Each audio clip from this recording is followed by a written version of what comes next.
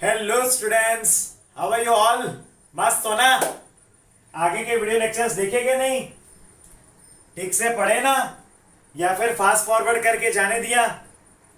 चलिए कोई बात नहीं, मैं ये होप रखता हूं कि आप लोग ने पढ़ा तो होगा ही। तो आज हम लोग एक न्यू टॉपिक लेंगे, पर मैंने सोचा कि मैं आपको पेज नंबर 25 के ऊपर जो इंटेक्स क्वेश्चंस हैं वो मैं कंप्लीट करवा लेता हूं और फिर हम लोग आगे के टॉपिक पे जाएंगे। ठीक है?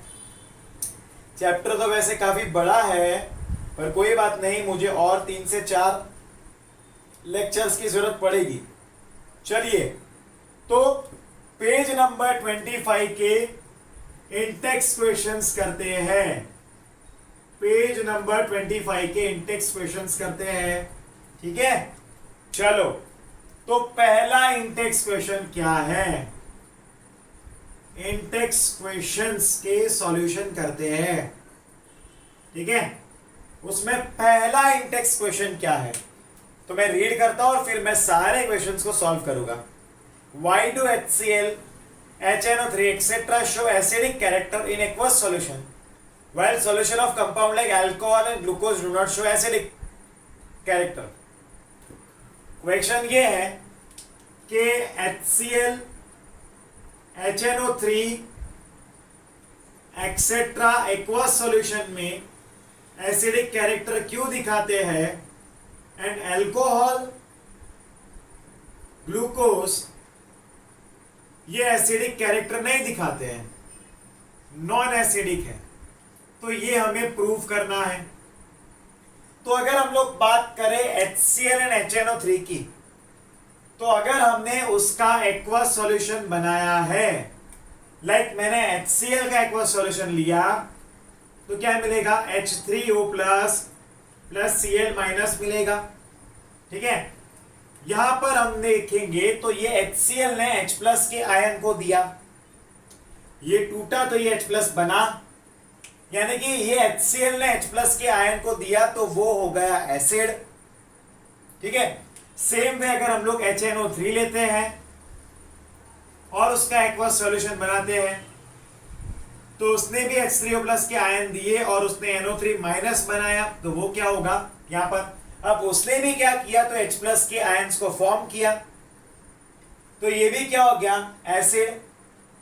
अब उसके कंपैरिजन में अल्कोहल एंड ग्लूकोज जो है, अल्कोहल एंड ग्लूकोज, उसको अगर हम लोग वाटर में डिसॉल्व करते हैं ना, तो वो H प्लस आयन नहीं देता, वो अंदर डिसॉल्व हो जाता है। यानी कि इन कंपाउंड्स को, अल्कोहल एंड ग्लूकोज को पानी के अंदर डालने पर वो डिसॉल्व हो जाता है in the case of forming H plus ion, और इसलिए वो एसिडिक कैरेक्टर शो नहीं करता। Alcohol and glucose dissolve in water when added in it, so they are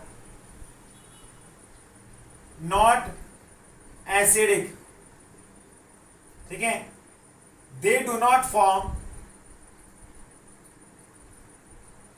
H plus or H3O plus ions with water, इसलिए ये acidic नहीं है। ठीक है, तो ये फर्स्ट इंटेक्स क्वेश्चन हमारा कंप्लीट हो गया। नेक्स्ट जाते हैं। बेसिकली अल्कोहल का मैं अगर स्ट्रक्चर भी लिखूं, तो अल्कोहल जो होता है वो ROH से रिप्रेजेंट करते हैं, अल्कोहल को ROH से, एंड ग्लूकोज जो रहता है वो होता है C6H12O6। ग्लूकोज को C6H12O6 से रिप्रेजेंट करते हैं। क्लियर है? समझ में आया? तो यहां पर हमारा पहला इंटेक्स क्वेश्चन कंप्लीट हुआ। देखो, चिंता मत लो, हम लोग शांति से जाएंगे, छोटे छोटे वीडियो 20-25 मिनट के वीडियो बनाएंगे, बट एकदम परफेक्टली प्रिपेयर करेंगे। हमें जल्दी जल्दी में सिलेबस कंप्लीट नहीं करना, एकदम परफेक्टली करना है जो करना है वो। ठीक है, चलिए नेक्स्ट जाते हैं number 2। Why does an aqueous solution of an acid conduct electricity? अब नंबर 2 ये है कि एक्वस, कोई भी एक्वस सॉल्यूशन जो होता है, why does an aqueous solution of an acid conduct electricity? Because ions are formed in it. वो इसलिए इलेक्ट्रिसिटी को कंडक्ट कर सकता है क्योंकि उसके अंदर आयंस का फॉर्मेशन होता है। ठीक है, क्या होता है उसके अंदर? आयंस का फॉर्मेशन होता है। तो यहां पर आएगा the aqueous solution of acid conduct electricity because it contains ions, और ये आयंस की वजह से इलेक्ट्रिसिटी मोबाइल, यानी कि आयंस मोबिलिटी शो करेंगे, सॉल्यूशन में घूमेंगे, और उसी की वजह से वो क्या करते हैं? इलेक्ट्रिसिटी को कंडक्ट करते हैं। सो दे कंडक्ट इलेक्ट्रिसिटी। ठीक है, कितना इजी है ये। सेकेंड इंटेक्स क्वेश्चन कंप्लीट हुआ। थर्ड इंटेक्स क्वेश्चन पे जाते हैं। ठीक है, तो थर्ड इंटेक्स क्वेश्चन क्या है हमारा? Why does dry HCl do not change the colour of litmus paper? इतना याद रखना कि लिटमस पेपर का जो कलर होता है वो एक्वस सॉल्यूशन से बदल सकता है। ठीक है, only aqueous solutions can give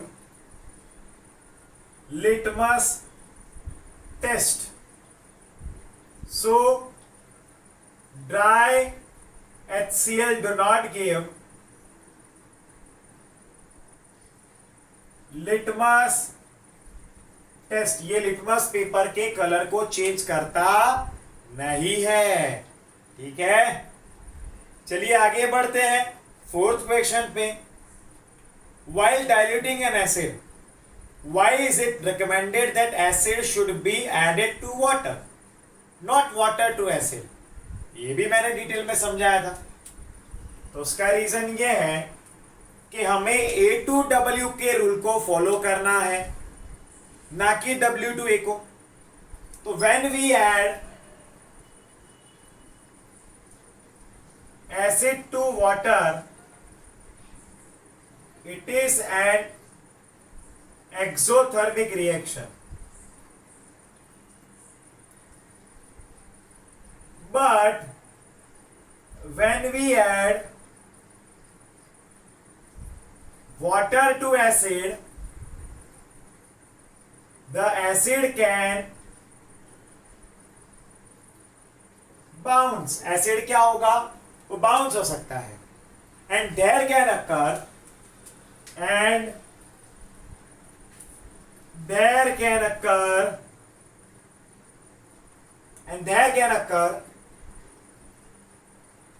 some accident।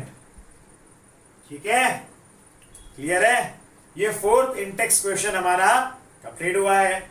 Fifth, how is the concentration of hydronium ion affected when a solution of an acid is diluted? उसके बारे में हम अब पढ़े। How is the concentration of, ये दोनों चीजें हम अब आने वाले टॉपिक में पढ़ेंगे।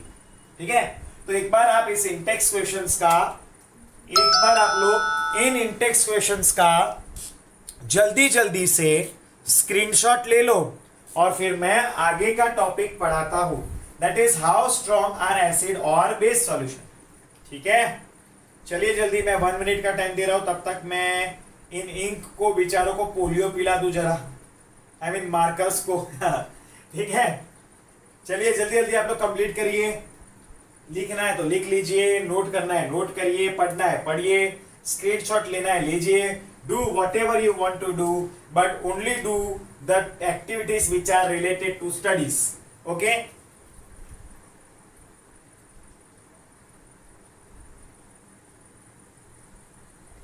चलिए ओके, जाते हैं नेक्स्ट टॉपिक पे। ठीक है, let's go to move to the next topic. I hope कि आप लोग ने स्क्रीनशॉट तो कम से कम लिया ही होगा। Let's go to the next topic. ठीक है, जाते हैं। यस बच्चों, how strong are acid and bases, ये हमारा टॉपिक है। चलिए शुरू करते हैं। देखो, काफी साल पहले एक साइंटिस्ट आए थे जिनका नाम था एसपीएल सोरेनसेन। ठीक है, उन्होंने पीएच स्केल दिया था। एसपीएल सोरेनसेन नाम के साइंटिस्ट थे, हु गेव पीएच स्केल। ठीक है, पीएच यानी कि पावर ऑफ हाइड्रोजन, उसका मीनिंग होता है पावर ऑफ हाइड्रोजन, ये उसका मीनिंग होता है, that is power of hydrogen. ठीक है, आगे बढ़ते हैं। ओके, तो उन साइंटिस्ट ने एसिड के मतलब कि कोई भी केमिकल के बारे में जानने के लिए एक स्केल दिया था और वहां पर पीएच का फॉर्मूला दिया था, that was -log of base 10 concentration of H3O plus ions. ये पीएच का फॉर्मूला था। ठीक है, this was the formula for pH and उन्होंने पीओएच का फॉर्मूला दिया था, that is -log of base 10 concentration of OH minus ion. उनका कहना था pH plus pOH is equal to total बनता है हमेशा 14। ये सारी चीजों को गुरु मंत्र समझ लो आप लोग। ठीक है, इसको हमने ले लिया इक्वेशन नंबर 1। ठीक है, देखो मैं जो लिखवा रहा हूं उसमें से कुछ चीजें टेक्स्ट बुक में नहीं होगी, पर क्योंकि आपको पता ही है मैं पूरा डिटेल में पढ़ाता हूं। ये इक्वेशन नंबर 2 हो गया एंड यहां पर इसको हम लोग इक्वेशन नंबर 3 बोल देते हैं। ठीक है, ये इक्वेशन हमें मिला है। अब आगे देखते हैं इसमें कि उन्होंने जो स्केल दिया था, लाइक ये स्केल उन्होंने फॉर्म की। ठीक है, उसमें ये जो सेंट्रल पार्ट बना pH इक्वल टू 7, उन्होंने स्केल को जो बनाया था, एसपीएल सोरेनसेन ने जो स्केल बनाया था वो 0 से लेकर 14 तक का मार्क था। It was from 0 to up to 14 mark. ठीक है, तो यहां पर मैं इसको 7 लिखता हूं, तो 7 पे जो सॉल्यूशन जिसका pH 7 था, ठीक है, जिन सॉल्यूशंस का pH इक्वल टू 7 था, ठीक है बच्चों, वो न्यूट्रल था, वो न्यूट्रल सॉल्यूशंस थे। उससे कम वाले इस रेंज वाले थे एसिडिक सॉल्यूशन, और ये थे दैट इज बेसिक सॉल्यूशन। ये क्या थे? बेसिक सॉल्यूशंस थे, ये एसिडिक सॉल्यूशन के लिए। ठीक है, अब इस डायरेक्शन में आगे जाते जाते जाते जाते यहां पर H प्लस का या फिर H3O प्लस का कॉन्सेंट्रेशन हाई और OH का कॉन्सेंट्रेशन लो। यहां पर बढ़ते बढ़ते OH का कॉन्सेंट्रेशन हाई और H प्लस का कॉन्सेंट्रेशन लो हो गया। ठीक है कि नहीं? क्लैरिटी आई या नहीं? क्लैरिटी आई या नहीं आपको बच्चों? आई ही होगी। अब इस डायरेक्शन में जाने पर increase in concentration of H plus ion, और इस डायरेक्शन में जाने पर increase in concentration of OH minus ion. ठीक है, इस डायरेक्शन में increase in H plus ion का कॉन्सेंट्रेशन और उस डायरेक्शन में इंक्रीज इन OH माइनस का कॉन्सेंट्रेशन होता है। यहां पर बेसिक नेचर बढ़ता है, बेसिक नेचर इस तरफ जाएंगे तो बेसिक नेचर बढ़ेगा और इस तरफ क्या होगा, एसिडिक नेचर बढ़ेगा। क्लियर है? ये सारी बातें थी। अब मैं यहां पर कुछ लिस्ट भी बना रहा हूं कि अगर किसी के सॉल्यूशन का पीएच लेस देन 7 हुआ, यानी कि वो सॉल्यूशन होगा acidic in nature, acidic nature का होगा। ठीक है? अगर किसी का भी कोई भी सॉल्यूशन का पीएच इक्वल टू 7 आया, यानी कि वो हुआ न्यूट्रल नेचर का, न्यूट्रल नेचर का हुआ। लाइक मिल्क जो होता है वो नियरली न्यूट्रल होता है, नियरली न्यूट्रल, अप्रोक्सीमेटली न्यूट्रल। ठीक है? एंड वाटर जो प्योर होता है वो भी अप्रोक्सीमेटली न्यूट्रल नेचर का होता है। अगर किसी भी सॉल्यूशन का पीएच ग्रेटर देन 7 आ गया, यानी कि वो होगा बेसिक नेचर का। क्या होगा? It would be of basic nature. Clear है? समझ में आया? तो ये पीएच की बात है, ये पीएच की बात है। चलिए मैं इसको क्या करता हूं, बॉक्स बनाता हूं, क्योंकि ये हमारे लिए बहुत ही इंपॉर्टेंट बात है। इसमें शॉर्ट क्वेश्चन आ सकते हैं। ये सारे जो डेटा हम लोग लिख रहे हैं, इसमें से बोर्ड एग्जाम में शॉर्ट क्वेश्चन के तौर पे आपको पूछ सकते हैं।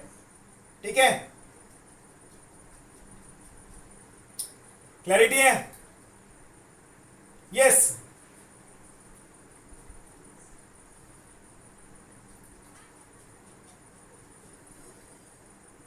यस, आगे जाते हैं। अब वहां पर हमें पीएच यूनिवर्सल इंडिकेटर के बारे में बताया है।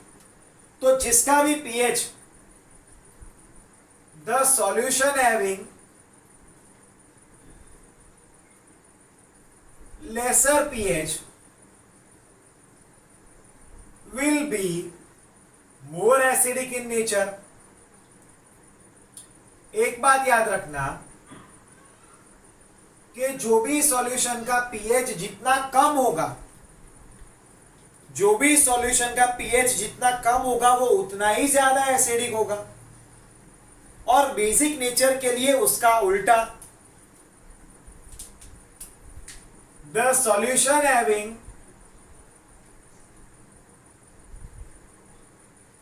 हायर पीएच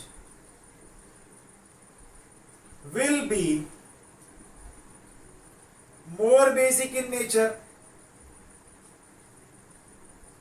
वो उतना ही ज्यादा बेसिक नेचर में होगा। यानी कि अगर आपको सॉल्यूशन दिए हैं दो कंटेनर्स के अंदर, जैसे यहां पर कंटेनर्स है, ये कंटेनर ए ले लिया, ये कंटेनर बी ले लिया, तो इन दोनों कंटेनर्स के अंदर मान लो कि भाई इधर सॉल्यूशन भरा हुआ है और इधर भी सॉल्यूशन भरा हुआ है। यहां पर अगर pH इक्वल टू 6 है और यहां पर pH इक्वल टू 5 है, तो ज्यादा एसिडिक कौन सा होगा? तो pH इक्वल टू 5 का होगा। ठीक है? ये मोर एसिडिक होगा नेचर में। क्लियर है? समझ में आया? और अगर आपको ऐसा दिया है कि एक कंटेनर एंड दूसरा कंटेनर, ठीक है, इसमें दोनों में सॉल्यूशन भरा हुआ है, और इसमें अगर हम चेक करेंगे तो ये बेस है मान लो और ये एसिड है, और आपको पूछा कि भाई ये दोनों में से पीएच वैल्यू किसकी आई, तो ऑब्वियस है कि भाई बेस की pH value high, pH value high, base की पीएच वैल्यू हाई रहती है। समझ गए कि नहीं? बेस की पीएच वैल्यू हाई रहती है। अब वहां पर हमारे पास एक यूनिवर्सल इंडिकेटर आता है। Here we are having one example of the universal indicator.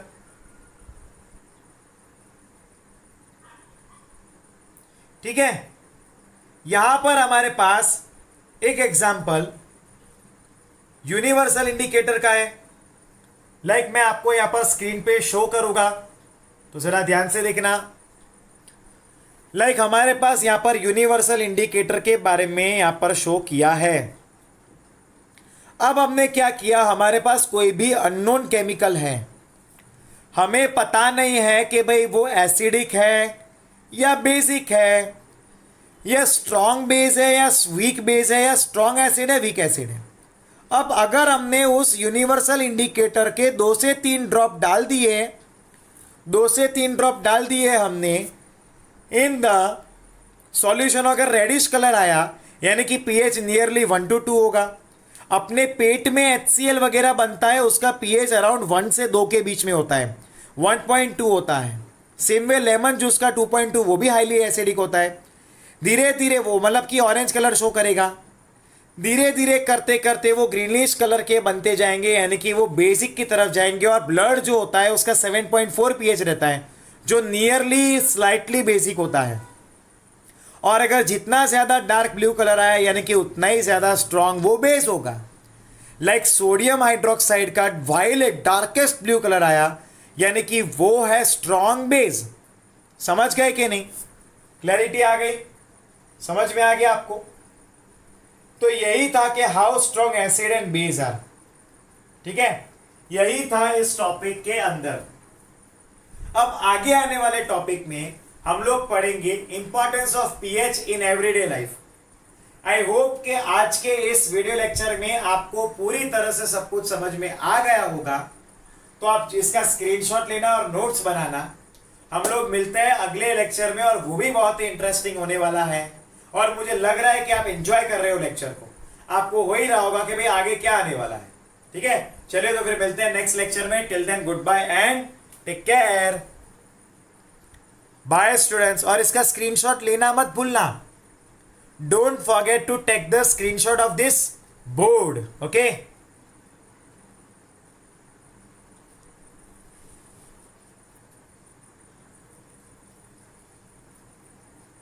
okay, bye students, take care and stay connected to us.